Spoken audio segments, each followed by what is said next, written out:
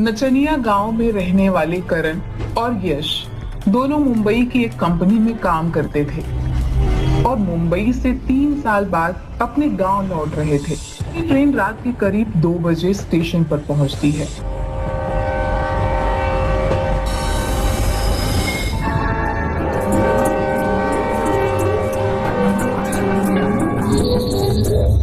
भाई करण, बहुत ठंड लग रही है यार। गाड़ी में उतनी ठंड नहीं थी। अपने गांव के लिए कोई गाड़ी तो सुबह 5 बजे के बाद ही मिलेगी। तब तक चलो बाहर कुछ सिगरेट चाय वगैरह पिया जाए। हाँ भाई, ठंड तो मुझे भी लग रही है। चलो प्लेटफॉर्म के बाहर ही कुछ पीने को मिलेगा।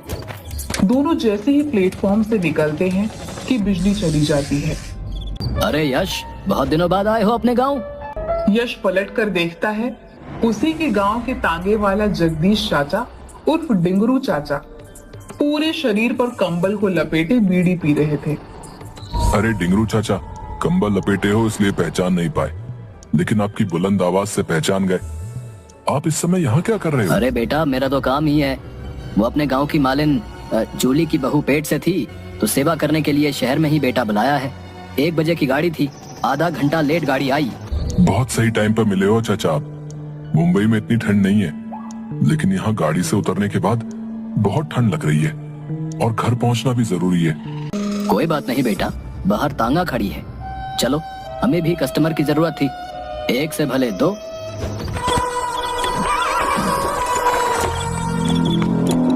चाचा जल्दी चलो, नहीं तो ये सर्द रात की बर्फीली हवा हमारी जान लेकर ही जाएगी।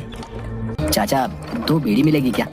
वो क्या है कि इतना ठंड है ना, बीड़ी पीकर ही कुछ गर्मी आएगी। सही कह रहे हो तुम, ये लो बीड़ी पियो। डिंगरू चाचा, तुम क्या समझे कि हम डर जाएंगे हैं? अरे हम दोनों को अगर रात में नींद नहीं आती थी तो कब्रिस्तान में हवा खाने निकल जाते थे। एक तरफ समुद्र की लहरों की आवाज तो दूसरी तरफ कब्रिस्तान का सन्नाटा। कभी कभी तो हम दोनों भूतों के साथ कब्र पर बैठकर रात भर ताश खेले, और जैसे तुम्हारे साथ बीड़ी के सिट्टे लगा रहा हूँ, उन लोगों के साथ भी लगाए हैं सिट्टे। अरे वाह, तुम दोनों तो काफी निडर हो।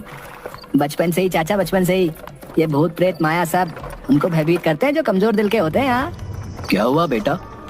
एकाएक तुम दोनों ने बात करनी बंद क्यों कर दी? हम सोचे कि हमारी बातें सुनकर कहीं आप और ज्यादा न डर जाएं। और वो चाचा, ठंड ज्यादा ही लग रही है, इसलिए बोलने का मन नहीं कर रहा है। ठीक है, चलो तुम्हें वहाँ पर ले चलते हैं, कुछ गर्माहट बढ़ेगी। गांव अभी 13 किलोमीटर दूर है। ये तो गांव जाने का रास्ता नहीं लग रहा। किधर से ले जा रहे हो हमें? वो देखो आग की लपट, जी भर के हाथ सेक कर गर्माहट ले लो। अरे यश, ये कोई शमशान लग रहा है। यहाँ पर तो चिताएं जल रही हैं। ये कहाँ ले जा रहा है हमें? डिंगरू चाचा, ये कहाँ ले आए हो हमें? ये तो शमशान है, यहाँ तो चिताएं जल रही हैं। बेटा, यही तो अपना ठिकाना है, बाकी तो सब कल्पना है। और तुम लोग तो कई बार कब्रिस्तान में बीड़ी पिए हो, आज मेरे साथ शमशान में भी पी लो। क्या चाचा, अभी हम तुमको डरा रहे थे, अब तुम हमें डरा रहे हो? वैसे बता दूं कि हमें भूतों से डर नहीं लगता। हाँ भाई यश, हमें तो डर लग रहा है यार। देखो, चाचा का चेहरा पूरा जला हुआ है, सिर्फ हड्डी दिख रही है। दूसरा देखो, हवा हमारी तरफ चल रही है, लेकिन हवा के उल्टी दिशा में चाचा का कंबल उड़ रहा है यार। अरे हाँ, मुझे भी अभी याद आया। करीब 2.5 साल पहले मेरी बीवी का फोन आया था कि डिंगरू चाचा दिवाली के दिन फुलझड़ी जलाते समय चलकर जिंदा मर गए थे भाई। तो फिर ये डिंगरू चाचा कौन है? क्या बक रहे हो? तो प्लेटफॉर्म पर ही तुम्हें ये बताना था ना यार, इसके साथ हम लोग आते ही नहीं। कहाँ फंसा दिया यार। अरे भाई, वो देखो, चाचा के पाँव भी उल्टे हैं। भाई हम लोग फंस चुके हैं यार, अब हमें यहाँ से भागना होगा। अरे यार, उस समय अगर याद रहता मुझे कुछ कि डिंगरू चाचा मर चुके हैं, तो मुझे शौक थोड़ी था कि भूत को रोककर अपनी मौत को बुलाऊं। देखो ना, अभी मुझे याद आ रहा है कि मालिन जूली को मरे भी 1.5 साल हो गए, तो फिर ये किसे छोड़ने स्टेशन गया था? अरे तुम लोग क्या काना फूसी कर रहे हो? लो, आ गया अपना हीट एरिया, सेक लो अपना हाथ।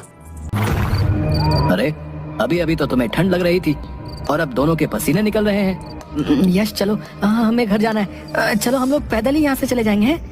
अरे ऐसे कैसे चले जाओगे? और यहाँ से 13 किलोमीटर दूर पैदल जाना मुश्किल है भैया। अभी तो 3 ही बज रहे हैं। 5 बजे मैं तुम्हें गांव छोड़ दूंगा।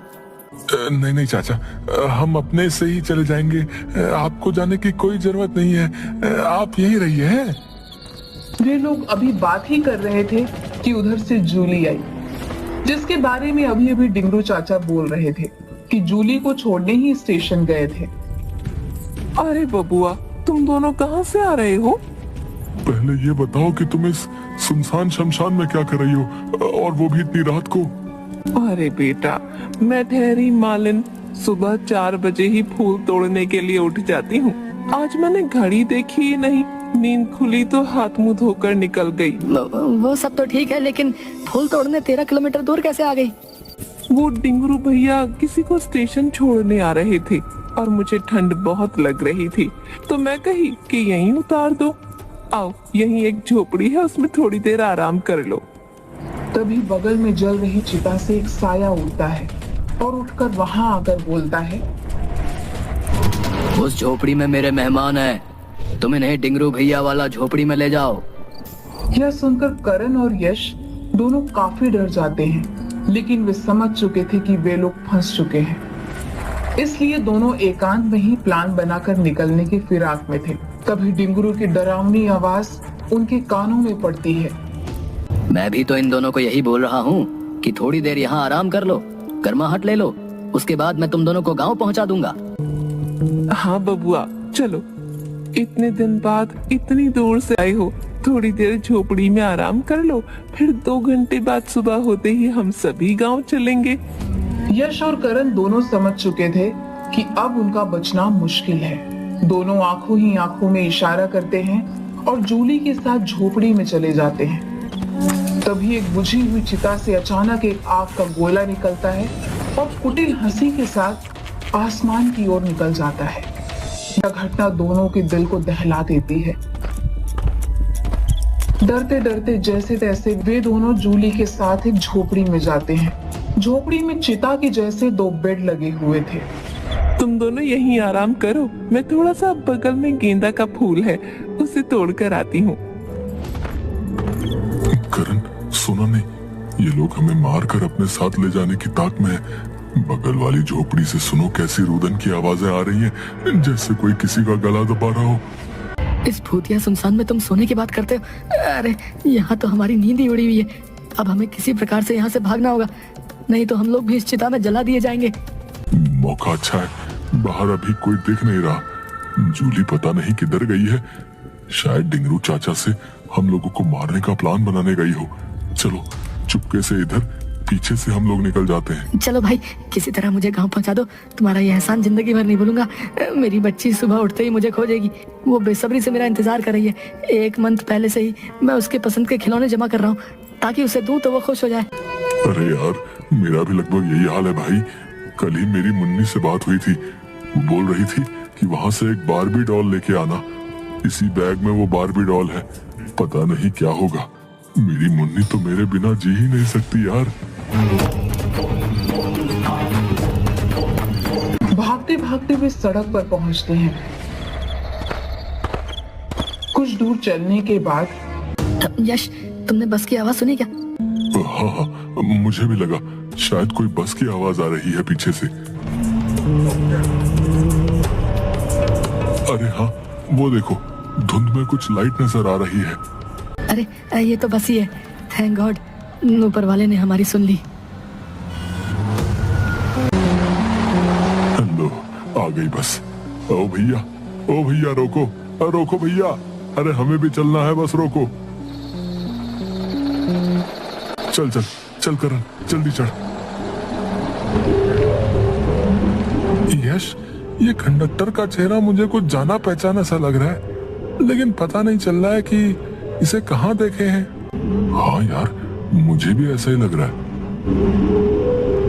अरे ये तो अपने ही गांव का गिरधारी है, और हम लोगों के स्कूल में गार्ड था जब हम लोग हाई स्कूल में थे, याद है?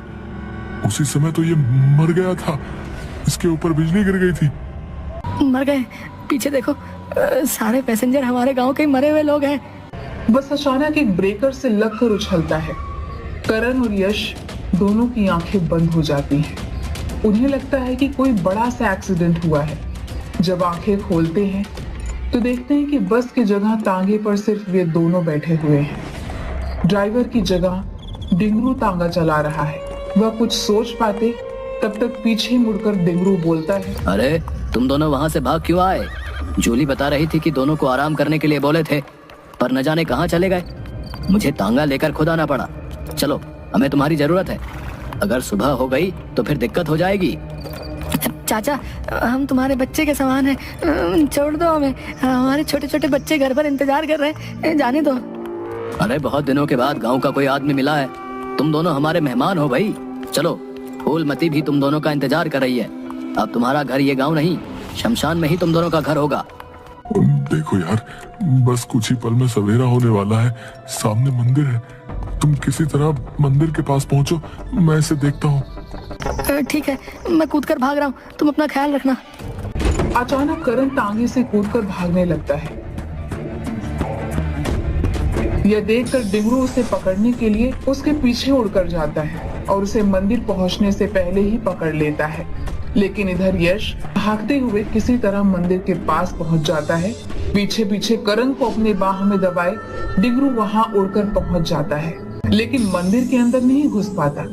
वहीं से चिल्लाता है, यश जल्दी से बाहर निकलो, छुपने का कोई फायदा नहीं। डिंगरू चाचा, आप चले जाओ। आप मर चुके हो, हमें मालूम है।